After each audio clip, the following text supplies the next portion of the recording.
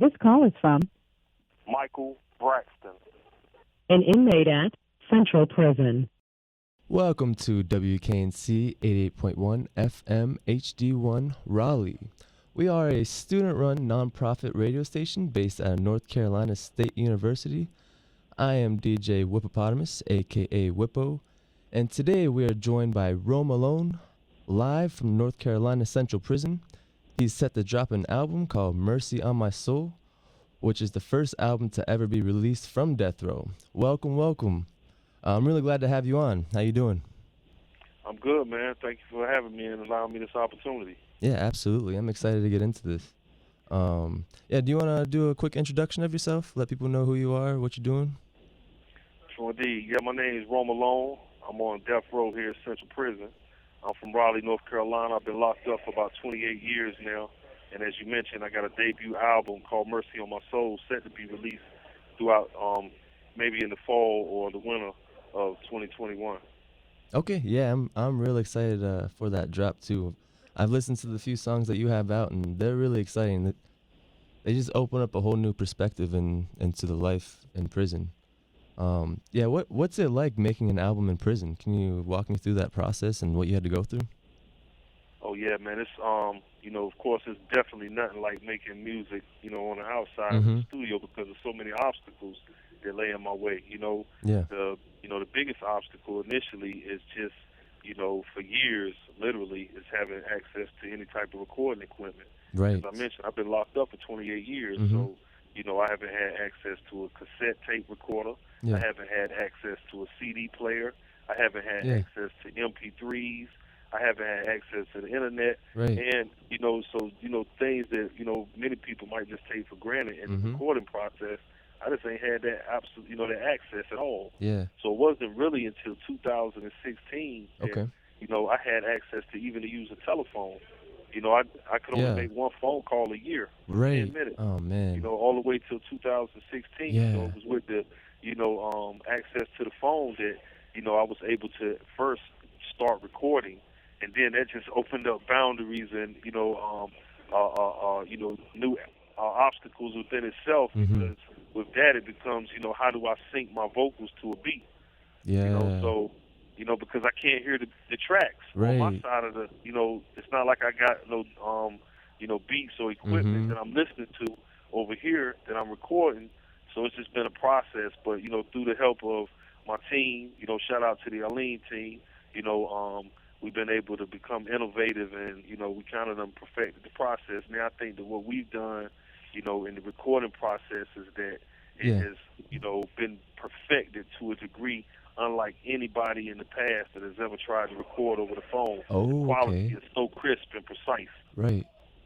Yeah, I noticed that when I was listening to a few of your tracks, I was very surprised how well it sounded, how well it came across. Yeah, man. Like I said, shout out to my producer, Nick Neutrons. Yeah. Man. He's poured a lot of time and energy, man, and just working on and perfecting that sound to, get it as clear and crisp as we can. Because I've heard a lot of, I'm not going to say a lot, but I've heard other renderings of artists who recorded from prison over the phone. And a lot of the vocals, it's hard to understand what they're saying. It's kind of chopped up and muffled. But Nick's done a good job, man, of just, mixing and producing that sound and getting the best sound that we can get. Yeah, that's amazing that y'all were able to do all of that while you're still in prison. So you're saying that when you're spitting the lyrics, you don't have no beat to go off of or nothing? Nah. Oh, wow. Initially, I didn't. Oh, okay. Like I said, it's my man Nick Neutrons, you know what I'm saying? Yeah. And, a little bit of his genius as well as some creativity on my behalf. We were able to innovate, man, and use the technology of Zoom to actually, you know what I'm saying, get this thing popping. So now I can hear the beat on my end. Oh, nice. Yeah, and, I can spit, and he can record my vocals separate from the track. So we done turned the phone into a virtual studio. So y'all are working off of Zoom, too? Absolutely. Okay, That's cool. been a major asset for us. Yeah, I didn't realize y'all had access to that. Well, I mean, he has access to it out there in the world.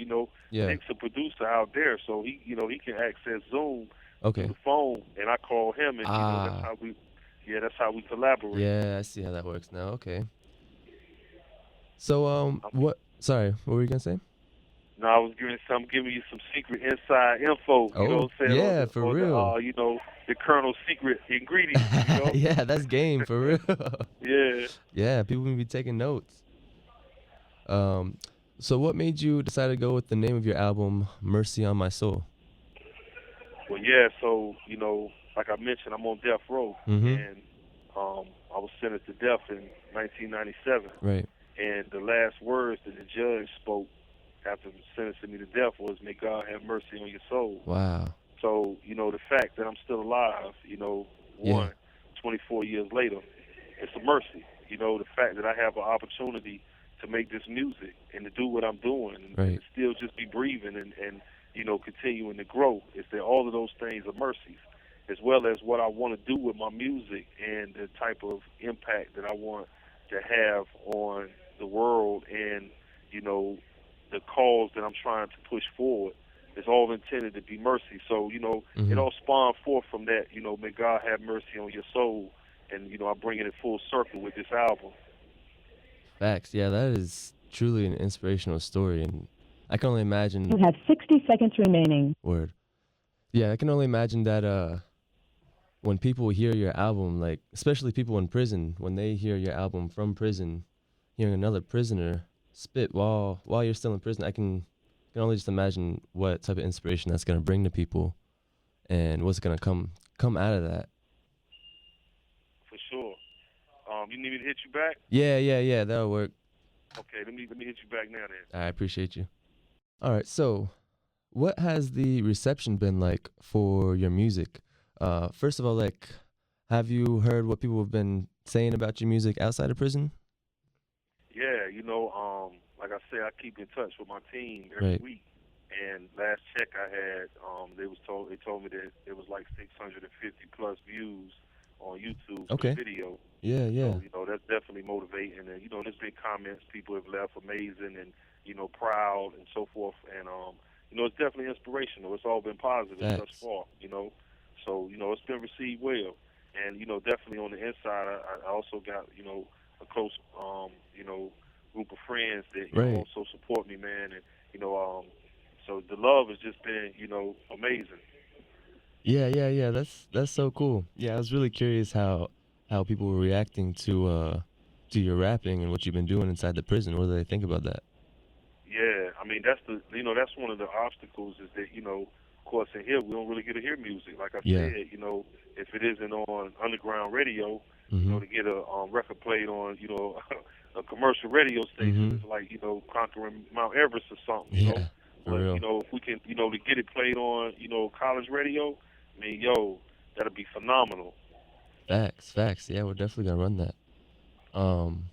So you linked with Mark Katz, Michael Betts. Mark Katz from UNC, Michael Betts from Duke, which led you to meeting your producer, Nick Neutrons. Can you just tell me a little bit about that story and how that all came to be? Yeah, no doubt, man. So I met Michael Betts back in 2016 through a program I was involved with called Hidden Voices. And through Hidden Voices, you know, we collaborated and, you know, put together a lot of projects. We ended up ultimately doing a couple of plays that we composed, me and a few other prisoners here on the road. And as a result of that, we had a exhibit also that traveled throughout the country, an art exhibit called Serving Life. And we did, you know, monologues that we recorded over the phone. Wow. And through that juncture, that event, is that I met Michael Betts. And, you know, he and I ended up becoming friends, and he started recording for me and posting my raps on SoundCloud back in 2018. And so, you know, I posted a acapella rap, man, called Round My Way back in 2018. It was just acapella. I ain't have no beat, you know. And it was just, you know, shouting out all the hoods that, you know, from my city in Raleigh. Hell yeah. And he posted it, and I got like 100 likes, you know, in like a week. And it just blew my mind because, you know, I've been locked up for all this time. Ain't nobody been hearing me rap. So 100 views, 100, you know, likes was kind of like the biggest cipher I ever been in. So, you know, we kept on recording and posting something about every 2 weeks. And after about a year, I was still running into this wall where everybody was feeling the acapellas, but, you know, people were saying, yo, man, you really need some beats. And I just didn't know how to get over that hurdle of how can I get my lyrics over beat. So I saw an article in the News and Observer, the local paper here in Raleigh, and it featured Mark Katz, who was a you know, professor at UNC. He held the Beat Lab, and he was teaching producers. He had a team of producers that were teaching kids how to make beats in the Beat Lab. So I said, man, I'm gonna try to write this guy, and maybe he can help me, you know, with, you know, connecting with some type of producer that can help me in syncing my vocals with beats, as well as helping to, you know, improve the quality of the sound.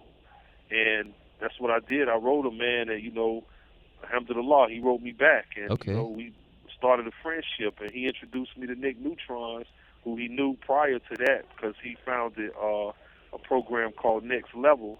He introduced me to Nick Neutrons, and, man, me and Nick just became a, you know, a power duo, man, in this hip-hop, and it's been on and popping ever since. Yeah. Yeah, that is so dope. What were you talking about with, before... Right when you met Michael Betts, what were you doing with the other inmates? Okay, I was in this program called Hidden Voices. Yeah. Hidden Voices is founded by Lyndon Harris, you know, on the outside, and you know, it's a organization that, you know, gives voice to people who are marginalized. Yeah. So, you know, people incarcerated or, you know, for other marginalized groups. And so by working with Lyndon Harris is that she was able to come into prisons as a volunteer, and we formed a group of about 6 prisoners here on death row, and we started writing every week, and we ended up writing a play. Okay. We wrote a play called Serving Life, and then the play was adapted to the big stage, and it was called Count, and it was performed at UNC Chapel Hill back in 2017. And you know, it's got a lot of acclaim. But it was from that platform that I ended up meeting Michael Betts, as I mentioned. You know. Yeah, that sounds like an amazing program. I had no idea that anything like that existed. How did the play go? Did you get to hear about that? Yeah, I mean, I got photos. They had professional actors that, you know, that performed Count at, like I said, at UNC, and, you know, I seen photos of it. I couldn't see the actual play, of course, because I'm here. But I performed Serving Life in prison. The 6 of us, we did it for the staff as well as prisoners here. Yeah, man. You know, probably like 50 to 75, you know, people in attendance. And, I'm sure that was good entertainment too. It was amazing. I mean, I never acted before, put on a play, and you know, it was about an hour long, and we had to memorize all the lines and everything. Oh, so, man, you know, it was an amazing experience. But you know, everybody loved it. Yeah, for sure. Yeah, that's so cool. So, you've been working with Revolution Entertainment, is that right? Yeah, New Revolution Entertainment. New Revolution. And how's that been going? What's that like? What's that relationship look like? Yeah, man. So Wordsmith, who's the CEO, the label chief of New Revolution, you know, he's also an artist himself. So, you know, being that, you know, he has that background in music and can really relate to the artist, you know, he definitely is giving me the creative control to, you know, release the music as I want to release it, and to kind of, you know, guide the process in the way that I want this project to, you know, look and sound. So that's been, you know, major. And plus, he gave me a opportunity to, you know, reach a bigger platform, you know, with the backing of his label and Universal Music, you know, also, you know what I'm saying, his distribution. So, you know, that's just giving me more access to, you know, a bigger audience of listeners. So, yeah, that's been amazing, man. And, you know, me and him, we done become cool. So, yeah, that's my man, Wordsmith. Shout out to Wordsmith. Yeah. How did you come to link up with him?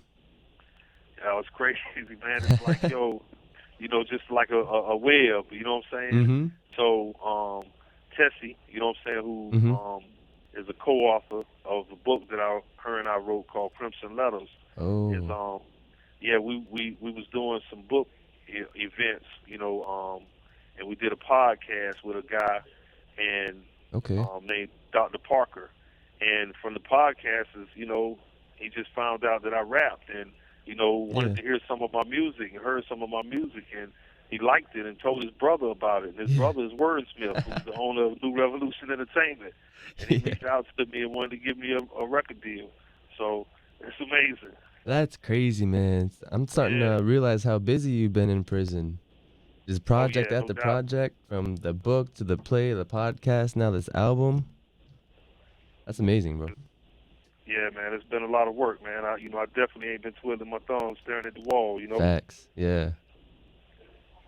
So, I want to talk about, before you were locked up, what was your relationship with music before you went to prison? Yeah, so I started rapping, man, in '86. I wrote my first rhyme in '86. So I was 13 at the time, and, that's been one consistent in my life on both sides of the wall. Okay. It's my love for hip-hop, is that, I was introduced to hip-hop, man, when I was probably about 10. I used to love breakdancing. So I started as a breaker, and then I wanted to be a DJ, because DJs was the one who got all the top billing back then, you know what I'm saying? So hip-hop was about the DJ initially, so I wanted to be a DJ, but, I stayed in the projects, and we didn't have really a lot of money, so I couldn't afford no equipment. Right. So, I never really had no DJing equipment. I never had turntables or a mixer, but rapping was something that, all I had to do was, rhyme, and needed a pencil and a piece of paper to write them. So it was cheap, you know what I'm saying? And, when I tried my hand out at it, as I could do it, and, I fell in love with the crowd's reaction, When I got them head nods or them hoes, or, you know what I'm saying? That's what they used to say in response back in the day in the cypher. They'd say, ho, you know what I'm saying? Yeah. So, that when you got them accolades, man, that was just like, that was the greatest trophy right there. That was the Grammy, Yeah. So, yeah. What year was that?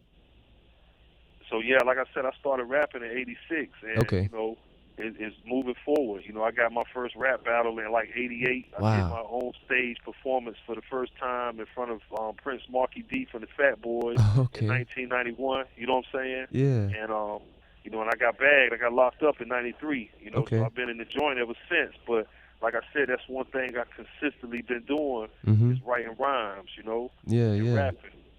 Where were you performing? You said, where was I performing? Yeah. I performed at this club called Bentley's. They had a rap contest. Okay. And, it was a club in Raleigh, Okay. on Gresham Lake Road back in '91. Wow. It was called Bentley's. And so, I arrived. I heard about the contest, and first place was a record deal with Prince Marky D.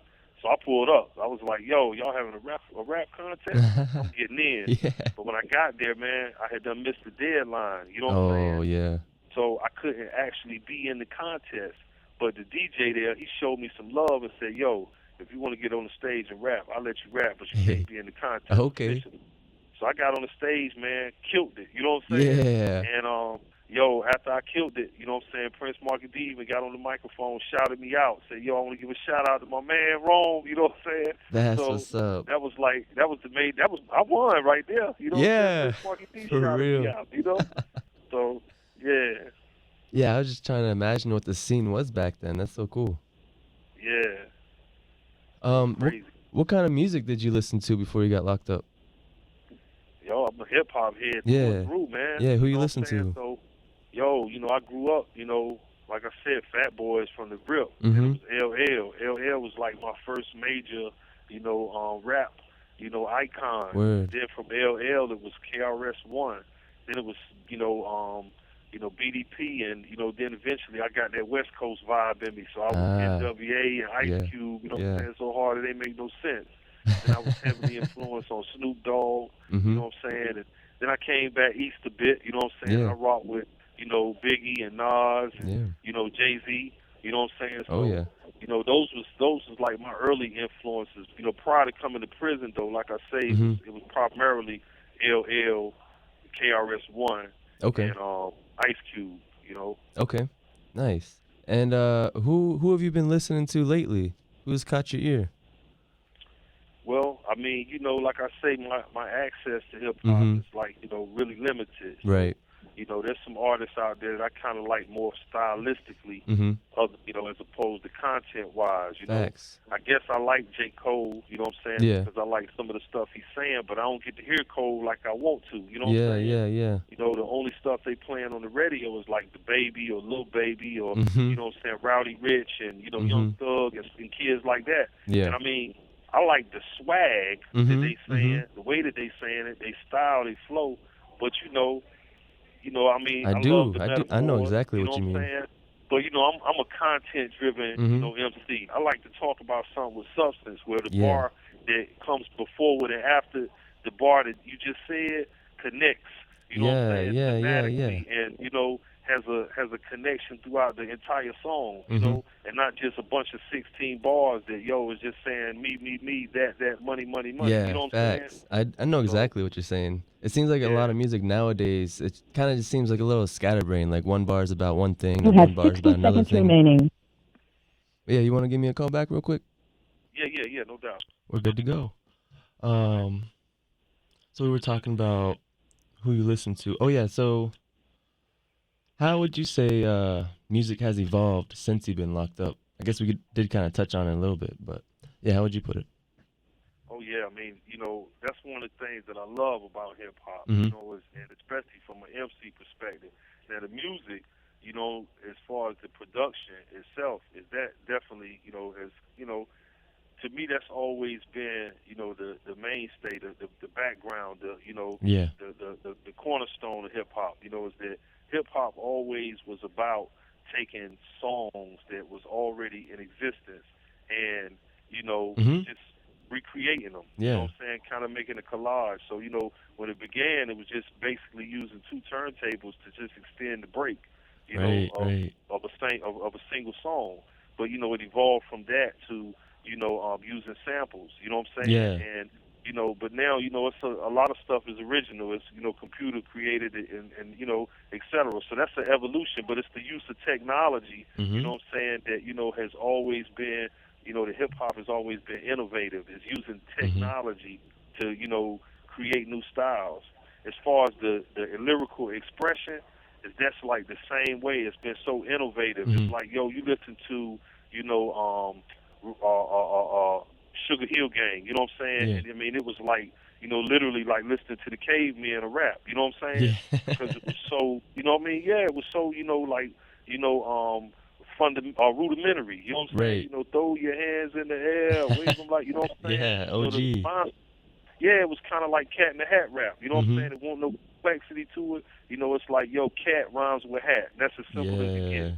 Yeah, I see what you're saying. But through the evolution, you had, like I say, you go to Rakim, Rakim is actually like a huge evolutionary leap, you know what I'm saying? But you go to LL. LL changed the game from what Run DMC was doing or what Treachery 3 was doing, you know what I'm saying? Yeah. And then you go to, Rakim, and he went like, hit the fast forward button like a couple of light years ahead, you know what I'm saying?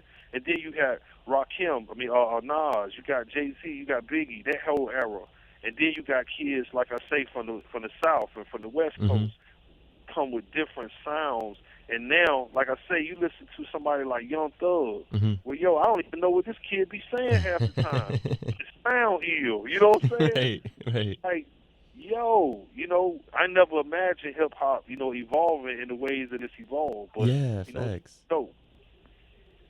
Yeah, that's so cool. So back to your album, what can listeners expect to hear from it? So, my album, Mercy on My Soul, I kind of looked at it as like, it's a 4-part story or 3-part story. Okay. So the first 4 songs on the album, are dealing more kind of like with politics, things that, in the context of, what's happened in 2020, with George Floyd and Breonna Taylor and the protests and COVID, you know what I'm saying, as well as, things that, have happened internationally, you know what I'm saying, and historically, you know what I'm saying, on a political level. That's dope. And it's also kind of like some, I got a song called Land of the Prophets, which is, spelled Profits, but I mentioned the names of the prophets in the Bible. Yeah. You know what I'm saying? Yeah. So it's kind of, got the names of them and some mention, metaphorically some of their situations, but, talking about money and how we have kind of like in our society made money God, you know what I'm saying? And that we that we done bow down to the pursuit of and the love of money and riches. So, that's that's the kind of like the political, creative, introspective, aspect on the first part of the album. The second part of the album is I segue into more of a just focusing on prison and the death penalty, death row. You know what I'm saying? I want the listener to know what that world is like, what that reality is like. This is something. This is the elephant in the room for me. Is that what distinguishes me from any other MC is that I'm locked up and I'm on death row. Ain't nobody else in the history of the world ever made no music from death row. So I got to address that. I want you to know what it's really like to be in this situation and, how I feel and, perhaps how other people that are in this situation, feel as well, how I've coped with it and the effect that it's had on my soul as well as my mind as well as my music. So that's a portion of the next album. And the last portion of the album is kind of like, a more of a elevated, uplifting mode. You know what I'm saying? Of, how I'm able to, not only endure this, but, to still continue to progress and grow and not be defeated by it, and the aspirations that I have. And, like I got a song called Unbreakable, which speaks about that. You know what I'm saying? I got a song called The Good Stuff, you know what I'm saying, which, is a reminder to the listener about the little things in life that we sometimes take for granted, that you don't really appreciate until you don't have them no more, And that's the good stuff. That's it's the important stuff in life. And then a song, of course, about, the relationship with my mother and about love, you know what I'm saying? So, I feel like that the range on the album is so broad, man, and, I feel like it's content that, may be enjoyable to the listener.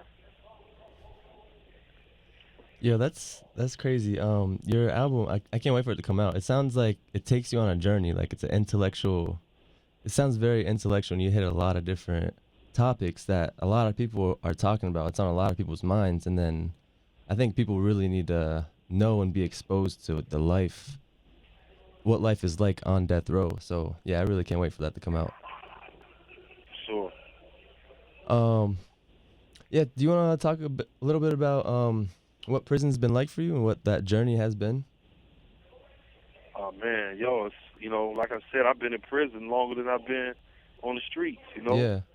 I got locked up when I was 19. I've been locked up for over 28 years, almost 29 years now. So, I mean, there's a song I got that's not on the album, but you know what I'm saying? There's a song I got called All I Know Is Prison. All I Know Is Pain. And it's like almost definitive of, like my life. It's like I can't even really speak about my life really anymore outside of the context of prison because it's all I know. And, just keeping it 100, man, I mean, it's it's kind of like for me, in the space of like the mental space and like the spiritual and emotional space of like how I imagine, people that were enslaved felt, there's no disconnect because they couldn't imagine their life outside of the context of slavery, And, I imagine that, some people that might have been, captured and had, an early life before slavery, but, it's like so much a part of the distant past that, everything about my life, man, is intertwined with prison, you know what I'm saying, on so many levels that, I can't even make that disconnect no more. Yeah, facts. Yeah, that's the whole part of institutionalization is your life. That institution is your life. What have the conditions been like? Have you been in North Carolina Central Prison the whole time? No, not the whole time, but for definitely a huge portion of it. So I done been through the whole range of incarceration. Anything you can think of, been there, done that. I done 10 years in solitary confinement. Okay. I done 7.5 years of it straight. I did another 2 years on a shorter bid on solitary. Okay. I've been on death row. I've been in regular population. Yeah. Everything you can talk about is, that's just been a part of my life experience. And so what are the conditions been at the place you're at now? Well, I mean, on death row, you know what I'm saying, it's death row. You know, I can't never like minimize the reality of that. The reality of that is that, you know, people that on death row sentenced to die, so waiting to be executed. So that right there is always like the guillotine that's above the head, you know, and it could drop at any time. You know, thankfully there hasn't been any execution since 2006. But since I've been here, is that they have had 35 executions between 1998 and 2006. Wow. And I was present, you know, while that was happening. Yeah. So I know the stress and the, you know, the emotional environment that's created, you know what I'm saying, and how it feels, you know, when executions are being, you know, held, and, you know, your next door neighbor, you know, is being led to the death chamber and don't never return. You know what I'm saying? So that's a real environment. You know, like I say, fortunately, for the last, you know, 15 years, there hasn't been an execution. So there's some relief in that. You know what I'm saying? Yeah, that's good. But you know, it's still that is the reality. And that's what everybody here is, you know, facing. Okay. What's the community like in there? Yo, the community is like the community, man, believe it or not, you know, because people been here so long. Most people been here over 2 decades. Okay. So we all know each other, and we live around each other. Yeah. So, you know, it's like, you know, almost a familial type of environment. Yeah. You know, I know everybody here's personalities, likes and dislikes, knowing if they're in a bad mood and to give them space, or, you know what I'm saying? Yeah. Or, you know, if y'all kick it and, you know, talk about family or real stuff, you know, it's like, so we, in many ways, we that support system for one another. That's dope. Yeah, that's really important. No matter where you're at, the people you're with really make or break your situation. For sure. Is there anyone else in prison that's been making music that you know of, at least that you're around? Like, have you inspired anyone? Y'all ever have any sessions or anything like that? Yeah, I mean, you know, there's a couple of guys in here that, you know, that rap and you know, and write, you know what I'm saying? Yeah. But as far as, you know, having the resources that, you know, I've been blessed to have, Yeah. this is an anomaly, man. This ain't something that's at everybody's, you know, disposal. You know what I'm saying? Yeah. A rare opportunity and a blessing that I'm grateful for. Mind you, as I said, I've been in prison for a long time. I would have done this 20 years ago if I had the ability to, you know.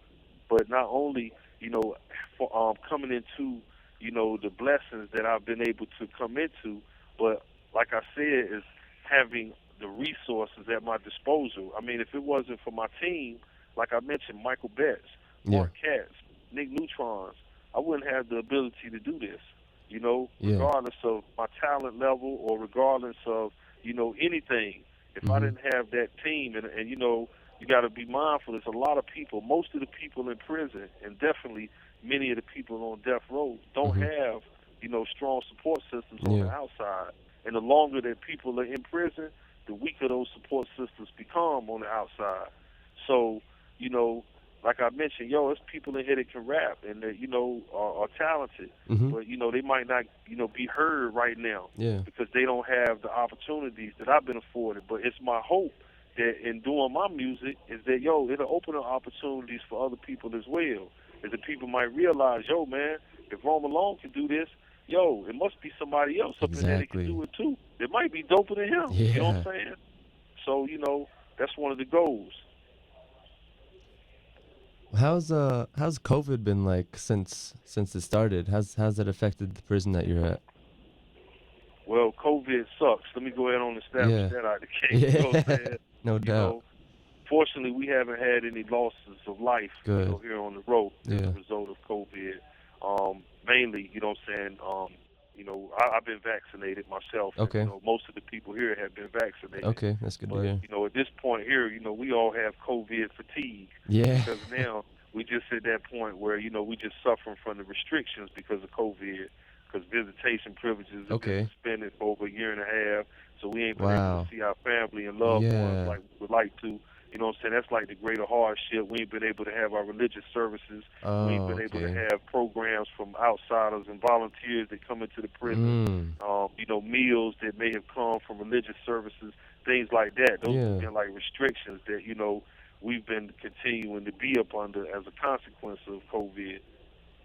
Yeah, I don't think people will realize how important that is to y'all. Even all those programs that come in. Yeah. Now they've been gone for over a year now. Yep. Dang. And no word on when they're coming back or when those restrictions You are have gonna lift? 60 seconds remaining.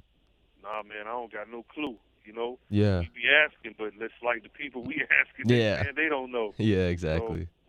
So, yeah.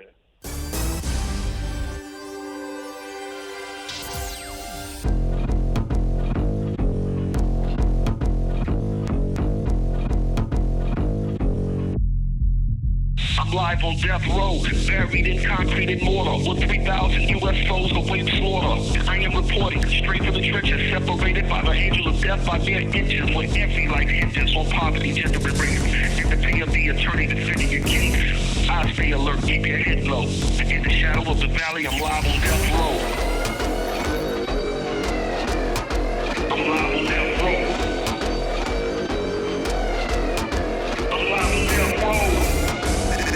Special report. I'm Michael Bett. I'm live on death row. I'm Mark Katz. We have breaking news. I'm live on death row. Red jumpsuit, white tennis shoes, surrounded by a room full of menace dudes. 150 killers under one booth. There's a 6-foot gorilla with one tooth. Over there, saw a killer in a wheelchair. One leg sawed off with an ill stare. He was playing dominoes with a reach. Low IQ, but he's street smart. Ain't nobody greet me with a hello.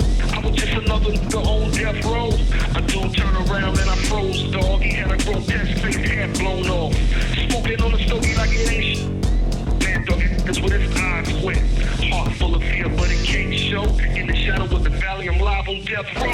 We have a man behind the walls of Central Prison. He's reporting to us live in the shadow of the valley of death, a place where you entered before. Mark, I'm hearing it's quite chaotic over there.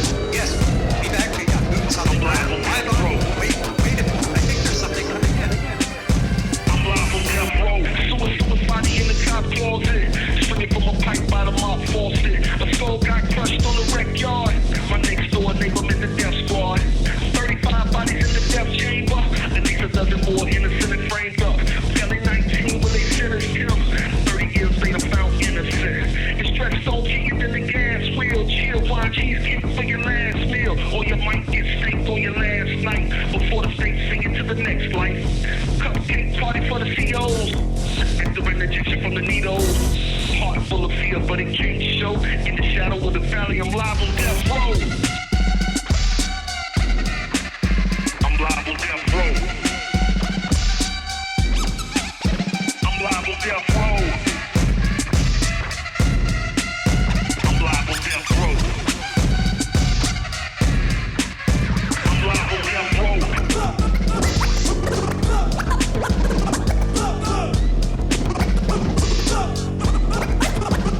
You heard it here first. Frantic reporters depicting actual events in what can only be described as a horrific scene. Live on Death Row. So, how have you been able to maintain such a positive attitude being locked up for so long? What was that journey like, and how did you reach that self-discovery? Oh, man, it's all about the grace of Allah, man. I'm Yeah. a Muslim. And, Oh, you know, okay. I accepted Islam, found Islam, man, in like 2003, you know, truly in my heart, you know. Yeah.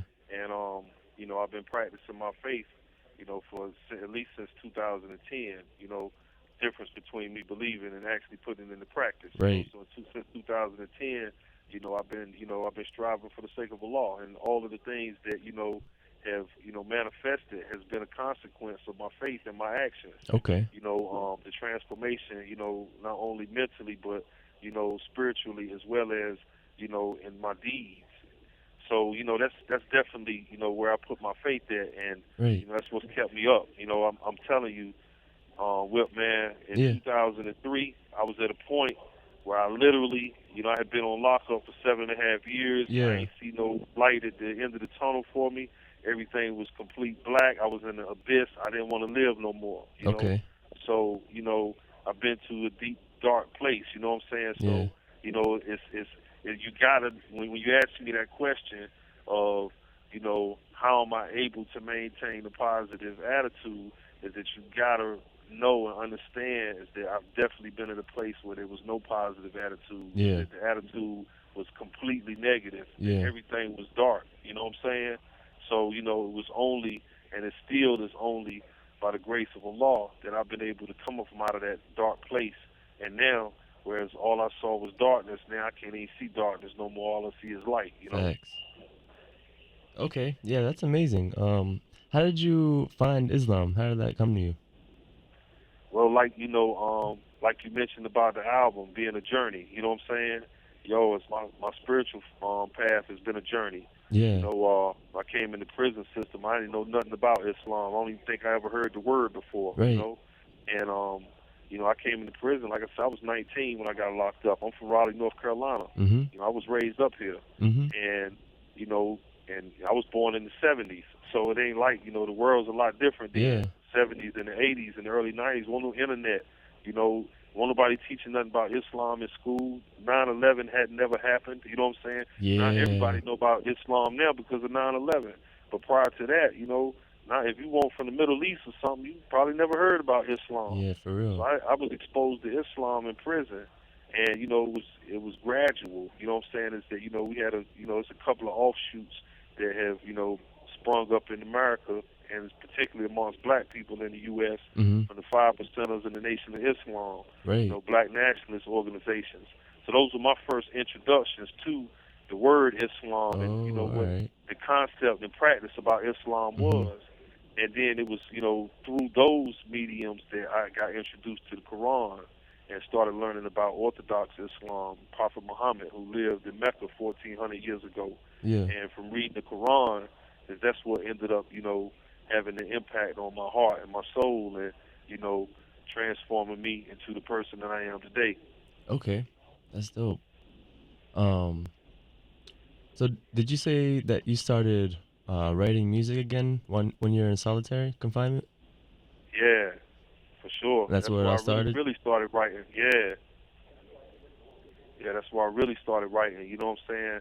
Is that, for the first time I started writing about stuff like, race and politics, and writing about myself, my life and my feelings and my experiences, and, examining them in a way that I had never examined or even talked about before, and, in doing so, it became like therapy for me. You know what I'm saying? I was able to speak about truths in my rhymes that I hadn't spoke to people about. And, I could do it in a creative way. And then I learned not only could I express it, but that I could recite it and memorize it and say it over and over and over again. Right. Until those, recitations became affirmations, and then declarations, and then motivations. You know what I'm saying? Yeah. Yeah, that's crazy. Yeah, so that's about all the questions I got for you right now. Is there anything you want to tell the listeners? Anything they should know? Yeah, man. One main major point that we discussed is the purpose and the reason why I've been doing this music. And it's mainly because in 2019 they had Dreamville Festival across the street, right across the street from Death Row. You know what I'm saying? Literally across the street. And I was sitting at me and my man was looking out the window. My man Stacy Sabor Tyler, and he's innocent. He on death row and he innocent. Okay. And we was looking out the window and I said, "Yo, man, it's crazy." I said, "Right across the street, they got 40,000 people, man, at Dreamville. Yeah. And not now one of them even know that you across the street living a nightmare." Right. And when the irony of that just hit me, as I looked at them and I said, next time they have Dreamville, they're going to all be saying my name and your name from that stage. Hell yeah. I'm going to make sure they know who you are. You know what I'm saying? Yeah. Because, and that became my motivation for wanting to do this music, not just for something vain, just to say I made an album or I'm making music, prison or death row, but to try to generate some attention to people that ain't supposed to be here. The people that might not have no type of exceptional talent that can generate attention for themselves. Right. But who deserve the attention more than I deserve it. You know what I'm saying? So, that's the purpose and the reason why I've been trying to do this music. I'm beating this drum and chanting as loud as I can to try to generate some attention for people that's innocent, in particular my man Stacy Sabor Tyler on death row. So that's what I'm doing, man. That's my mission. Hell yeah. I'm gonna be out there yelling y'all's names too next time they have it. That's what's up, man. Where can people find the album when it drops?